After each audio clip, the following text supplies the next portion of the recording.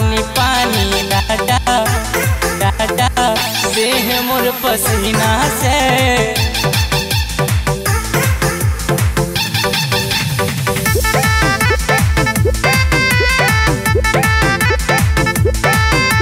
कमर में दर्दिया उठेला राजा जी देहिया टूटेला।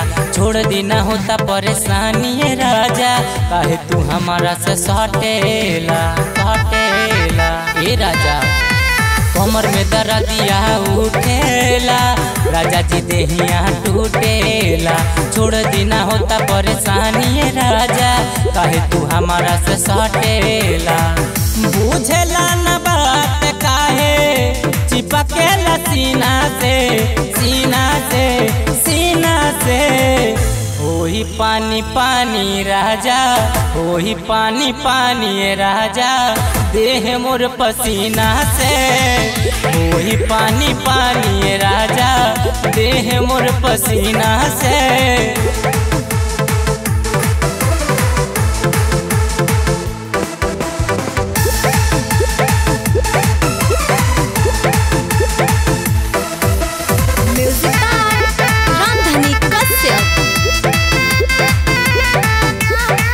काटा जानी गलिया नाता पहड़ जाई दाग हो। ऐसे जानी सटाए राजा लागी देह में आग हो।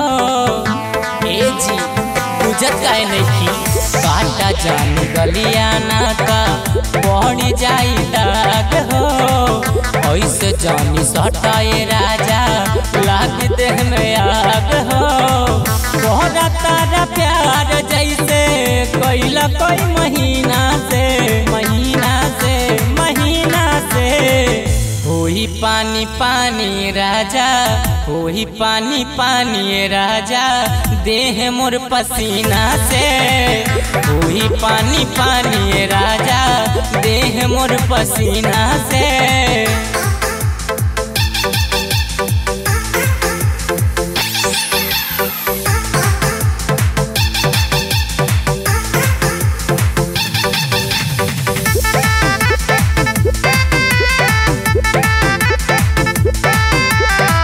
दिन भर हमरे में तूता लागल रहेला।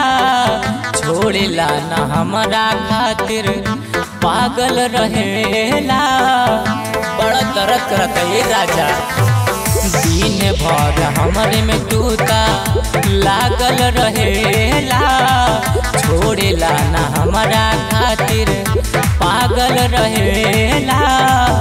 छोटू जितेंद्र बहरा रहला कुछ दीना से दीना से दीना से।